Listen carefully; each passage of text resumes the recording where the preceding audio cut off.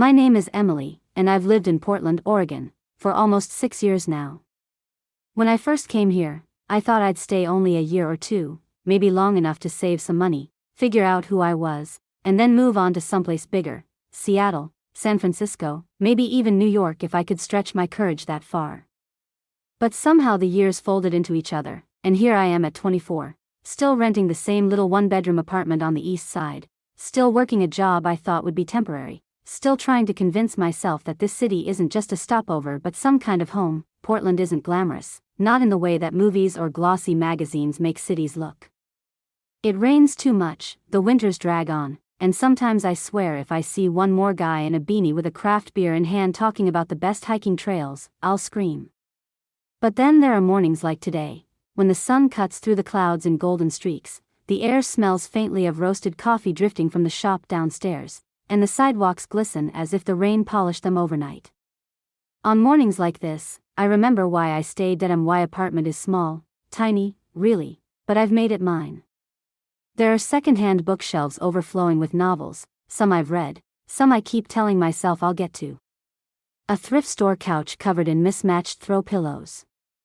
A framed photo of my younger brother, still in high school back in Idaho, smiling awkwardly at the camera like he wasn't sure what to do with his hands.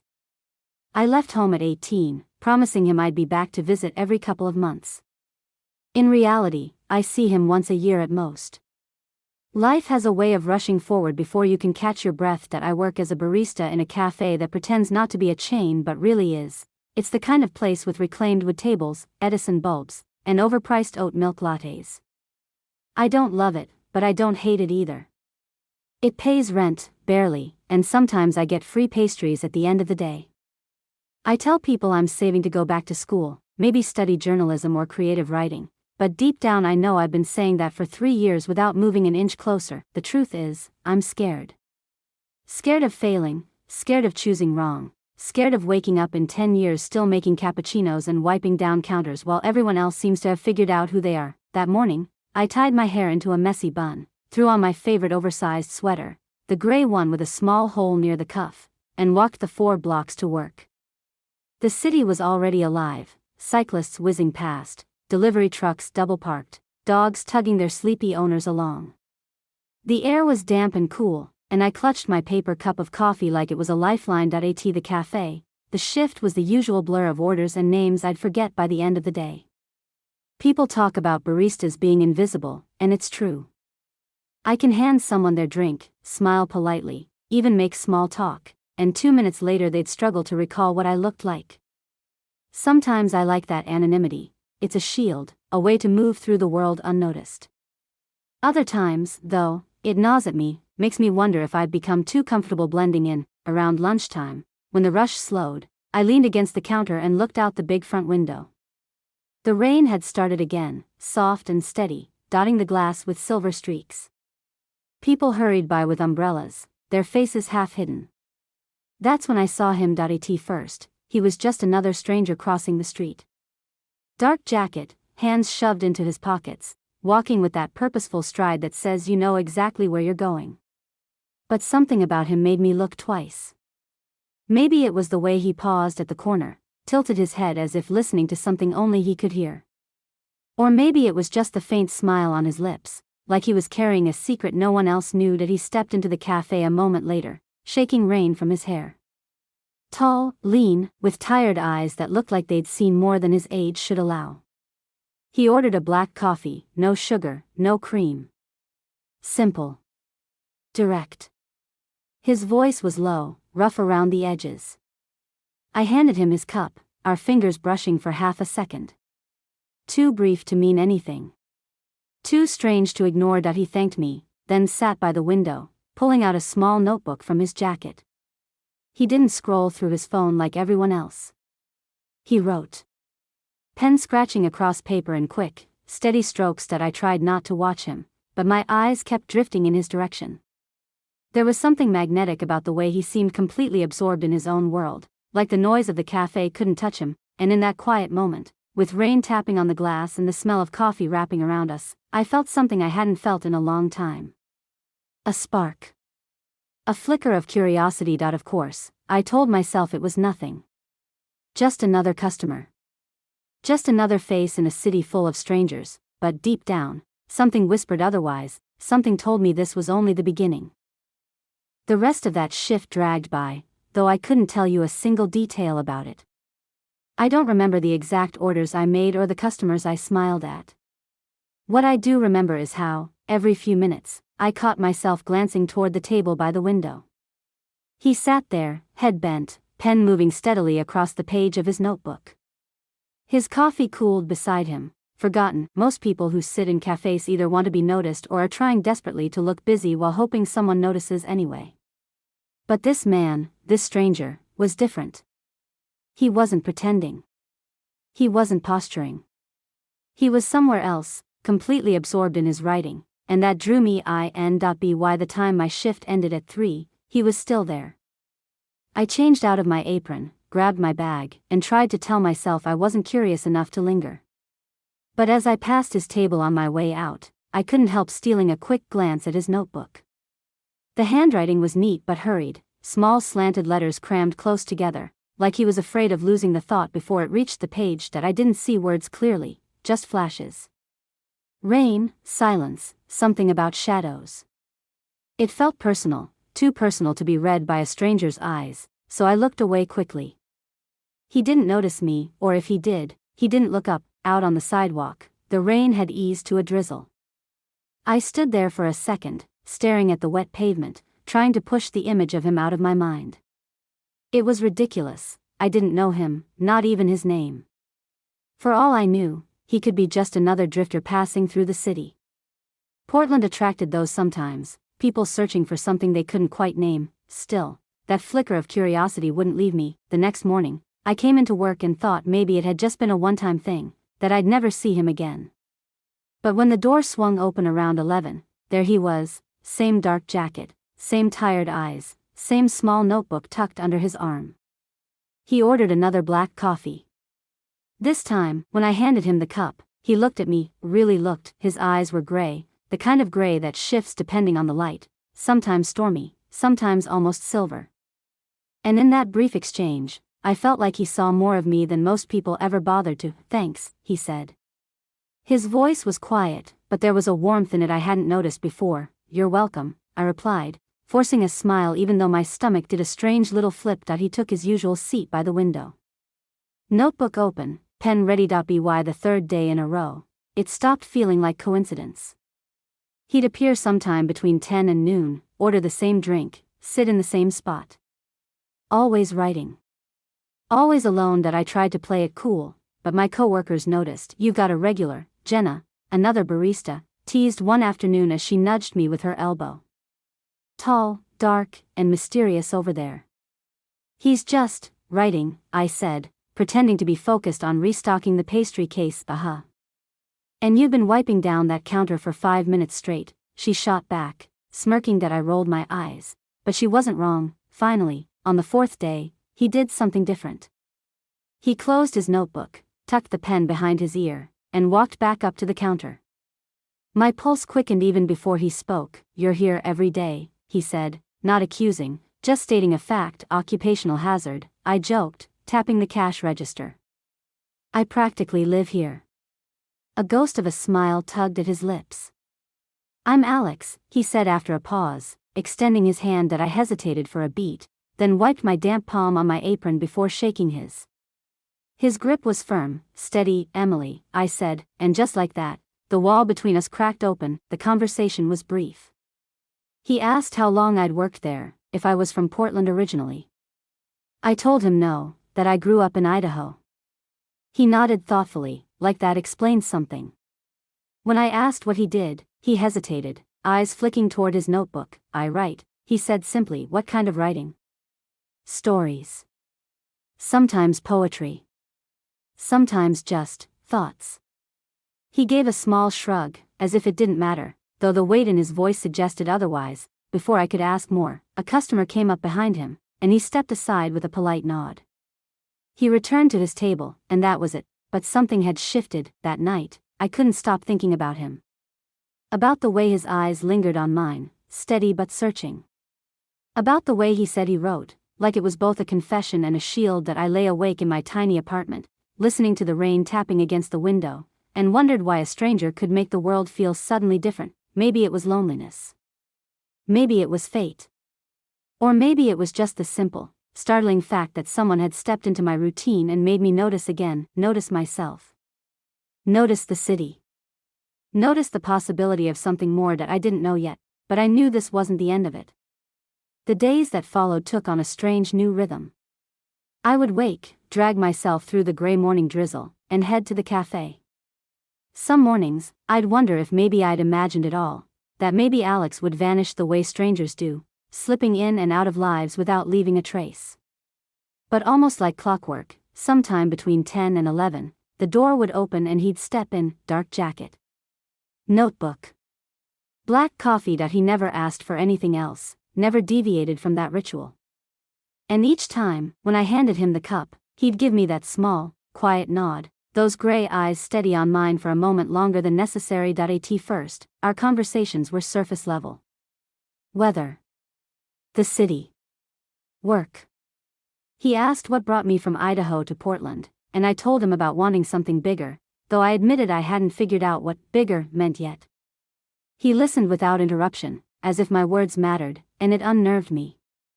Most people wait for their turn to speak. Alex waited to hear what I had to say. One afternoon, the cafe was nearly empty, just the hum of the espresso machine filling the space. Alex lingered at the counter instead of returning to his usual spot. "Do you like it here?" he asked suddenly. I blinked. The cafe? The city? The question caught me off guard. Sometimes, I admitted. I like the neighborhoods, the trees. Summer nights. But it can feel heavy, too. Lonely, even when it's crowded.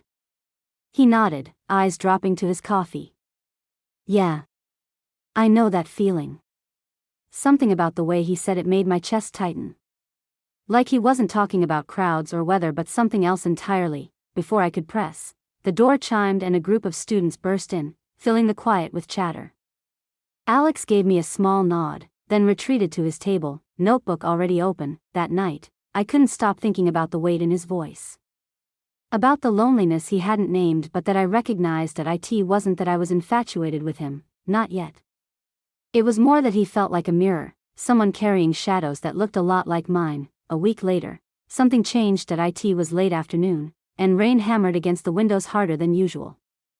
The streets shimmered, slick and dark, and most people hurried past the cafe without coming in. Alex had been writing for nearly an hour, and I was pretending to organize cups behind the counter while sneaking glances at him. Suddenly, his pen stilled. He stared at the page, jaw clenched, then shut the notebook with a sharp snap. For a moment, he just sat there, breathing hard like whatever he'd written had taken something out of him. Then, without warning, he stood and walked back to the counter. "Do you ever feel like you're running out of time?" he asked. I froze, caught off guard. His voice wasn't calm this time, it was raw, urgent, like he needed an answer right then. "What do you mean?" I asked carefully. "Like," he trailed off, running a hand through his damp hair. "Like life's moving faster than you can keep up. Like no matter how much you do, it's never enough." I swallowed. The question hit too close to home. "Yeah," I said softly. "All the time." For a moment, his shoulders relaxed, like my answer had given him something solid to stand on. He nodded, almost to himself, then whispered, "Thought so." And just like that, he turned and left the cafe, coffee untouched on the table, notebook clutched tightly in his hand. The next day, he didn't come in, or the next that I told myself it didn't matter. He was just a customer. A stranger with a notebook and too many questions. But when I walked past his empty table, something in me sank. The cafe felt different without him. Too quiet. Too ordinary. By the fourth day, I started wondering if I'd scared him off, if maybe my honesty had unsettled him. Or maybe he'd just moved on, like people do. But on the fifth day, the door swung open, and there he was. Rain-damp hair, jacket zipped to his chin, notebook tucked under his arm. He looked more tired than usual, but when his eyes found mine, something unspoken passed between us. "You're back," I said before I could stop myself. His mouth curved in the faintest smile. Yeah. He didn't explain, and I didn't ask. But when I handed him his coffee, our fingers brushed again, brief, electric. This time, neither of us looked away immediately. Later, when the cafe quieted, he returned to the counter, sliding his notebook across the surface. Here, he said, almost hesitant. Read this. I stared at the worn leather cover. What is it? Just something I wrote. You don't have to, but, he cut himself off, shaking his head. Forget it. Before I could protest, he pushed the notebook closer, as if daring me to refuse. My pulse quickened as I flipped it open. The handwriting was the same hurried scrawl I'd glimpsed before, but now the words were clear. Sometimes the city feels like it's swallowing me whole. Sometimes I wonder if anyone sees me. Then I remember a pair of eyes across the counter, and for a moment, I don't feel invisible. I looked up, heart pounding. His gaze was steady, unflinching. You wrote this? I asked, my voice barely above a whisper. He gave a small nod, and in that instant, the air between us shifted. This wasn't just about coffee or casual conversations anymore. This was something deeper, something fragile and terrifying, something neither of us was ready to name. The words in Alex's notebook stayed with me long after my shift ended. That night, back in my apartment, I lay on the couch with the lights off, rereading them in my head even though I didn't have the page in front of me. Sometimes the city feels like it's swallowing me whole. Sometimes I wonder if anyone sees me. Then I remember a pair of eyes across the counter, and for a moment, I don't feel invisible. My eyes. He had been writing about me. It should have felt flattering, maybe even romantic, but instead it scared me. Not because of what he wrote, but because of how much it mirrored my own thoughts. I'd come to Portland hoping to find myself, but most days I felt exactly as he described, swallowed, unseen, fading into the background. And now here was this stranger, echoing the very things I hadn't said out loud. It made me wonder what else we might share, what other shadows we carried quietly, side by side. The next morning, I woke earlier than usual. I made coffee at home, even though I'd be surrounded by it all day. I wasn't sure why, maybe because I needed something warm to hold while I thought. My phone buzzed with a text from my brother, Ryan. Just a simple, hey, how are you? But it tugged at me harder than it should have. I stared at the screen for a long time before typing back, I'm fine. Just working a lot. Miss you. He didn't reply right away, and I slipped the phone into my pocket, guilt pressing against my ribs. I hadn't told him the truth, that I'd been stuck in the same cycle for years, that I wasn't saving for school the way I claimed, that sometimes I felt so alone I thought about packing a bag and just leaving without saying goodbye. Maybe that's why Alex unsettled me so much. He didn't know me, not really, but somehow he saw the parts one tried to hide even from my family. At the cafe, Alex was already there when I arrived. He was sitting at his usual table, notebook open, coffee steaming beside him. He looked up as I walked in, and for a second, his gaze softened in a way that made my stomach flutter. Morning, he said. Morning, I echoed, slipping behind the counter. The shift passed in its usual rhythm, but every time I looked up, his eyes were there, watching, not in a way that made me uncomfortable, but like he was memorizing something he didn't want to forget. Finally, during a lull in customers, he walked over. You didn't say what you thought, he said. About what? The notebook. What you read. I swallowed. I thought it was honest. And lonely. And I hesitated, then forced the words out. And beautiful. His jaw tightened, as if he wasn't sure whether to believe me. But then he nodded slowly, like the answer mattered more than he wanted to admit. Later that week, something shifted again. It was a Friday night, and I was closing up the cafe with Jenna. Most of the lights were off, chairs stacked on tables, the smell of disinfectant lingering in the air. I was wiping down the espresso machine when the door opened, even though we'd flipped the sign to closed. It was Alex. Sorry, he said quickly, raising a hand. I didn't realize you were done for the night. It's okay, I said, glancing at Jenna. She gave me a look, a raised eyebrow, half a smirk. Before grabbing her bag, I'll lock up, she said pointedly. See you tomorrow. And just like that, we were alone. Alex lingered near the counter, hands shoved in his jacket pockets. I was just walking, he said. Didn't plan to come in. Walking in the rain? I asked, nodding toward the window where fat drops streaked the glass. Sometimes it helps, he said.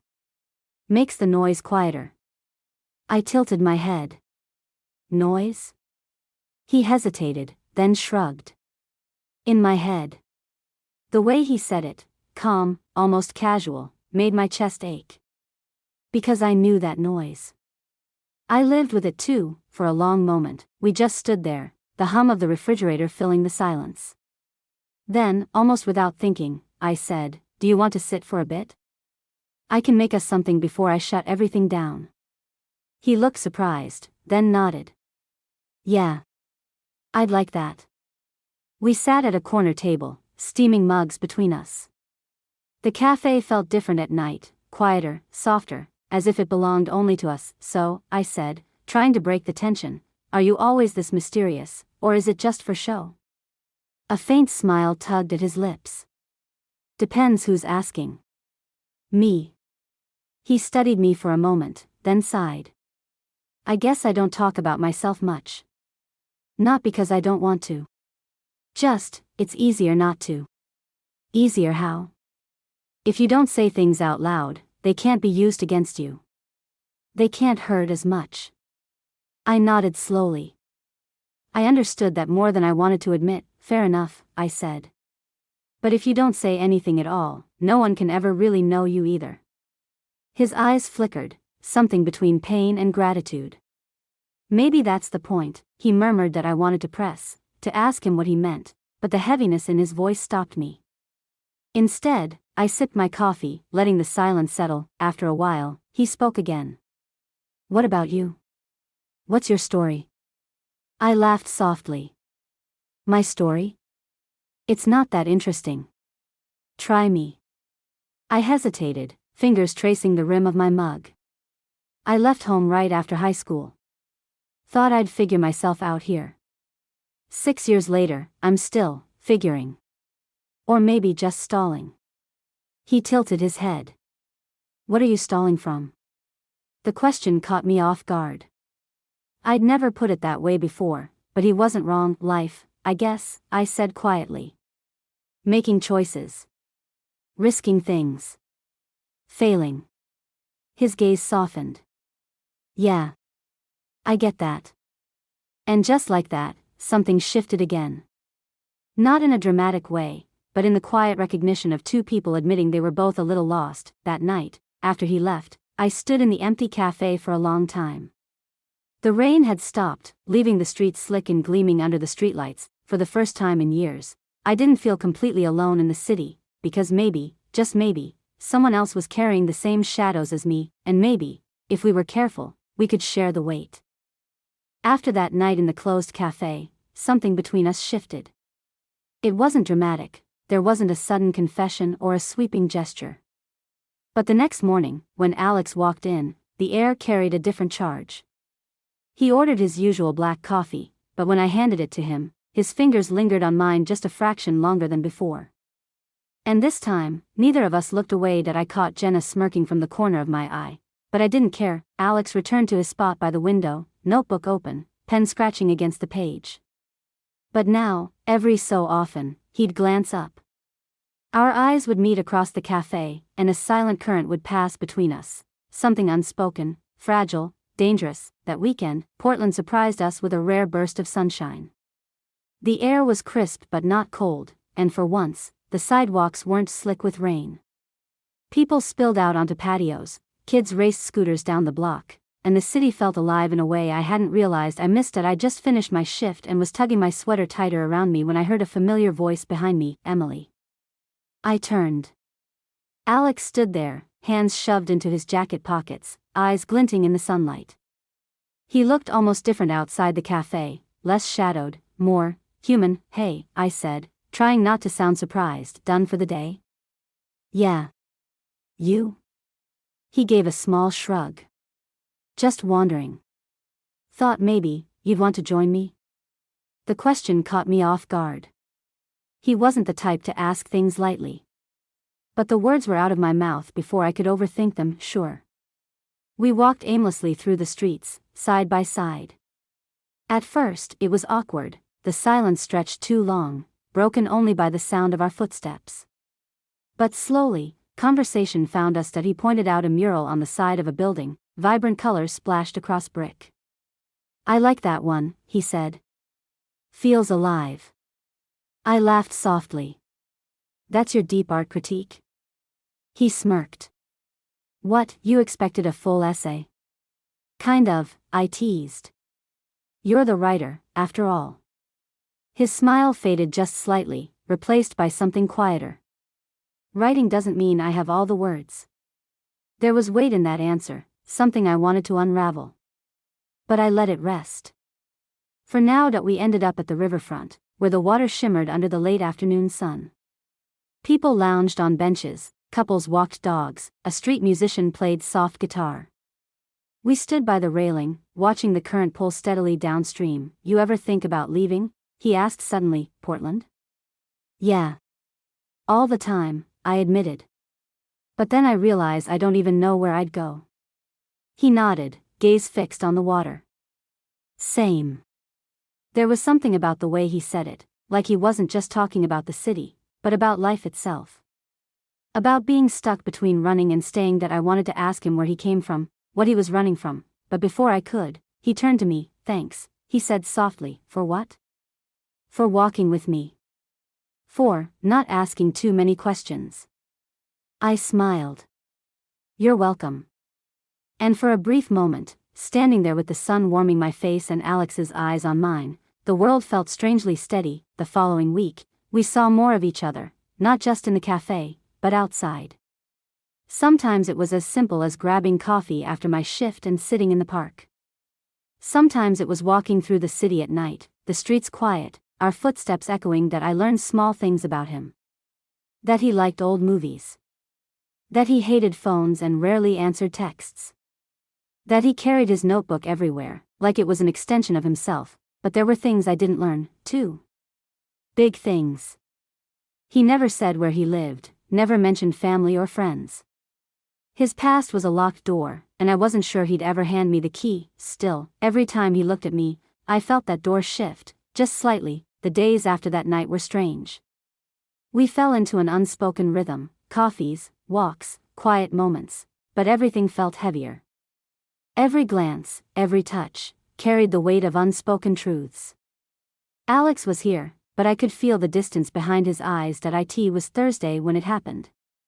I was leaving the cafe, umbrella in hand, when my phone buzzed with a text from Alex. "Meet me now by the river." I hesitated for a moment. He didn't usually send texts, much less urgent ones. Something in me, a mixture of curiosity and worry, made me start walking. The streets were slick from a sudden rain, the city lights reflecting off puddles like shards of broken glass. When I reached the riverfront, he was already there. Hands shoved deep into his pockets, jacket damp from rain, notebook tucked under his arm. He didn't speak immediately, just stared at the water. "Alex?" I said softly. He shook his head, like he hadn't heard me. Finally, he spoke, voice low, almost brittle. "I screwed up." My heart lurched. "What happened?" He turned, gray eyes stormy, and for the first time, he looked vulnerable in a way that made my chest ache. "I did something stupid. Something that could ruin everything." I took a step closer. "What do you mean? Who? What?" He hesitated, swallowing hard. "It's complicated. I can't explain." I wanted to press, to demand clarity, but the fear in his expression stopped me. Instead, I reached for his hand. It was cold, clammy, and he didn't pull away. "Whatever it is," I said quietly, "we'll figure it out together." He looked at me then, a flicker of hope, or maybe doubt, crossing his features. "I don't deserve that," he muttered. "Maybe not," I admitted. "But I'm here anyway." That night, nothing else mattered. We walked along the river, rain drizzling lightly, the city lights shimmering like distant stars on the water. Alex finally opened up, revealing pieces of his past I hadn't known. Not everything, he still held back, but enough to understand why he was guarded. He had family issues, old mistakes he couldn't erase, and debts he'd been carrying quietly. Nothing illegal, nothing violent, but heavy enough to weigh him down day after day. I'm tired of pretending it doesn't exist, he confessed. Tired of smiling and writing and acting like it's all under control. I squeezed his hand. You don't have to pretend with me. I can handle the truth. For a moment, he looked like he wanted to believe me. And then the shadows returned to his eyes, the ones that reminded me that some parts of him might always be out of reach. The following week tested us in ways I hadn't expected. One evening, I was closing up the cafe when a man in a suit came in, asking for Alex by name. My stomach twisted. I hadn't heard much about his past, but I could tell by the way he stiffened that this was serious. I need to speak with Alex, the man said firmly. Alex appeared at the door to the back room, and I caught a glimpse of his face, hard, guarded. He motioned for me to stay put, but I could feel the tension radiating off him. That I didn't hear the conversation, only bits and pieces, mentions of money, agreements, consequences. When Alex returned, his coat was zipped up, hands trembling slightly. I have to go, he said quietly, more to himself than to me. I can't explain everything. Go where? I asked and he shook his head. I'll be back. I promise. Just, trust me. And then he was gone. The days that followed were unbearable. I went to the cafe, watched the door, imagined him walking in every time it swung open. My hands shook slightly when I made lattes, my stomach knotted every time someone mentioned a stranger in a hurry. Finally, on a Sunday evening, he returned. Late, drenched, tired, but here, Emily, he said, voice low, almost a plea that I didn't speak. I just stepped forward, pulled him into a hug, and felt the weight of everything he hadn't said pressing against me. I'm sorry, he whispered into my hair. For everything. For leaving. For not trusting me. I offered that. He nodded, pulling back just enough to look at me. Yeah. That too. We stood there, rain dripping off our coats, city lights reflecting in puddles at our feet.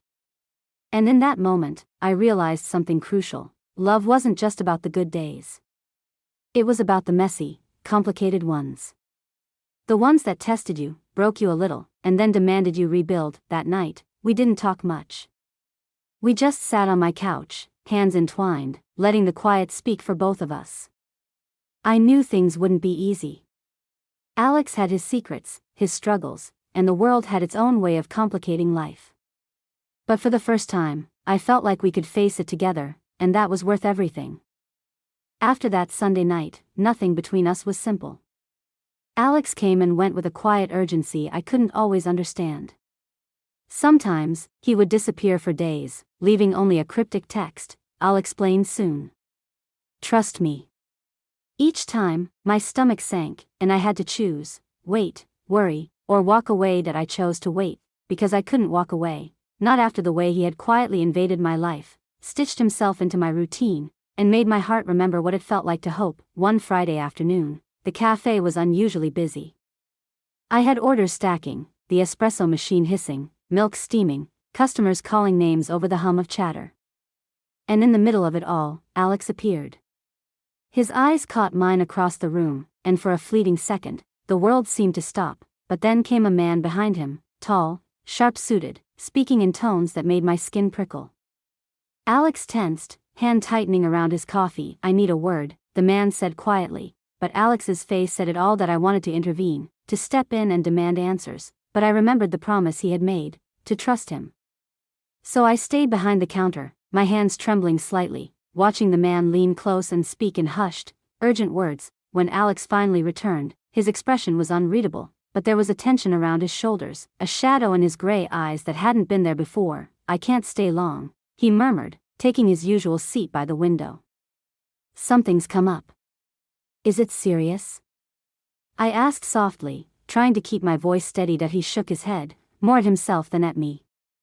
"I don't know yet. But it's not good." The hours stretched.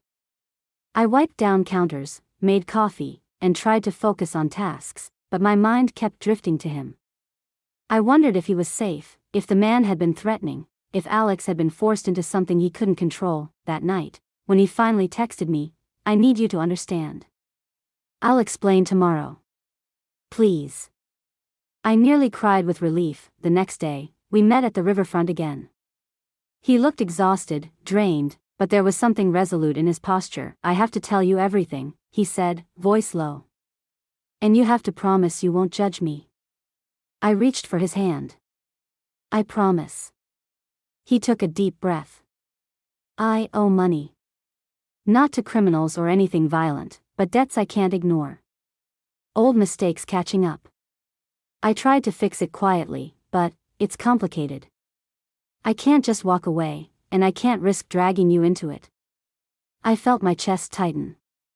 I had guessed at shadows before, but hearing it, the reality was heavier than I expected. Alex, I said softly. I don't care about the debt. I care about you. Whatever you're dealing with, we'll face it together. He looked at me, eyes stormy, gray like the river under a cloudy sky. You don't understand, some things aren't just debts. They're consequences. And I don't want you to pay for my mistakes. I shook my head. I don't want to pay. I want to be with you. And if that means facing consequences together, then that's what we do. For a long moment, he said nothing. Then, finally, his lips brushed mine in a quiet, fierce kiss, one that held relief, fear, and longing all at once. The days that followed were some of the most intense of my life.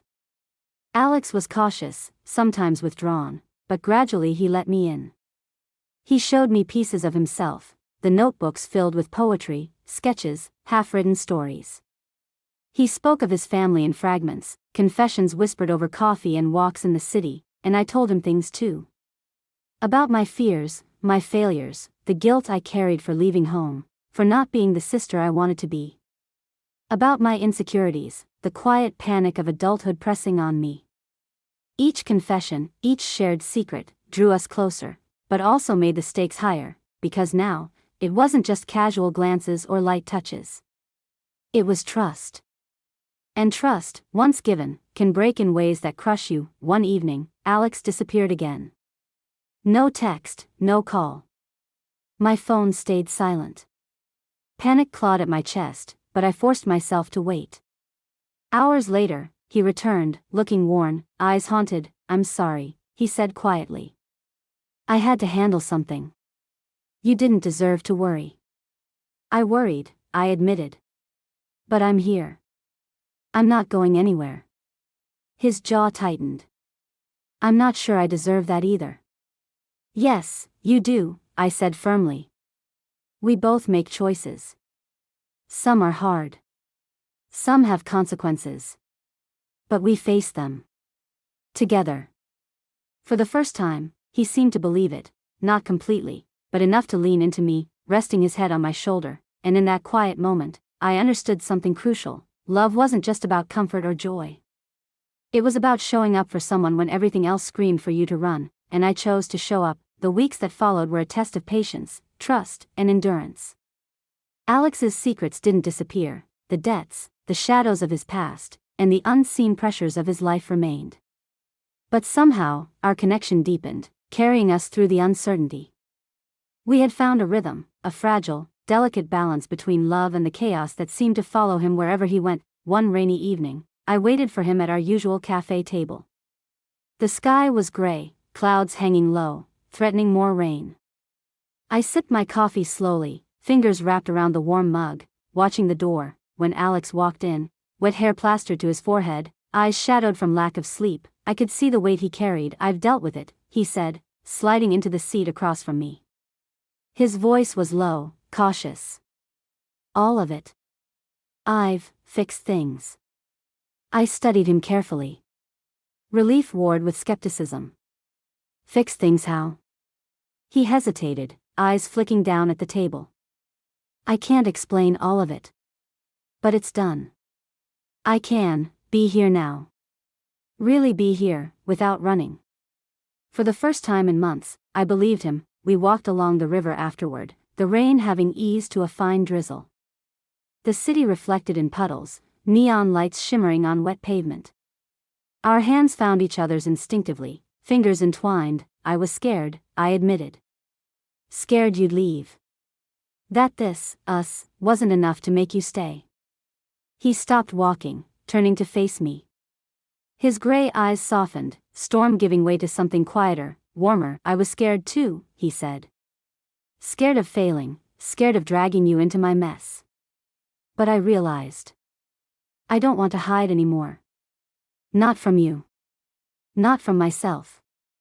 And in that moment, I realized that love wasn't about perfection. It wasn't about safety or guarantees. It was about showing up. Every day. Even when it hurt. Even when it scared you, the days turned into weeks, and we built a fragile kind of normal. Mornings at the cafe, long walks through the neighborhoods, evenings spent in my small apartment with notebooks and cups of tea. We laughed more, argued sometimes, but always came back to the understanding that we were in it together. That I watched Alex write, scribble, pause, then write again. I read his words, fragments of his thoughts, poems, stories, and little notes about life, the city, and me. Sometimes they were light, playful.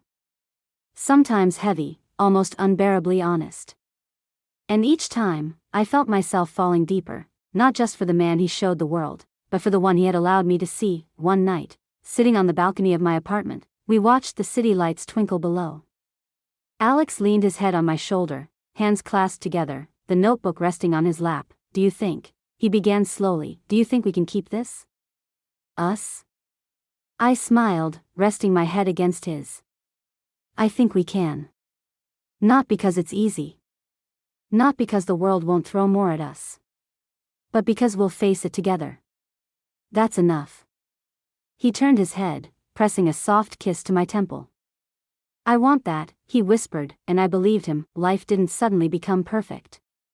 There were still challenges, long days at the cafe, moments of doubt, the remnants of his past, but we faced them side by side. We learned that love was messy, unpredictable, sometimes terrifying, but infinitely worth it. That I realized that for the first time in years, I wasn't invisible. Not to him, not to myself. And maybe that was what mattered most. That we walked along the river the next morning, sunlight breaking through the clouds, the city alive around us. I took his hand, squeezing it gently. Where do we go from here? He asked. Forward, I said. Always forward. He smiled, gray eyes glinting in the sunlight, and together, we stepped into the day.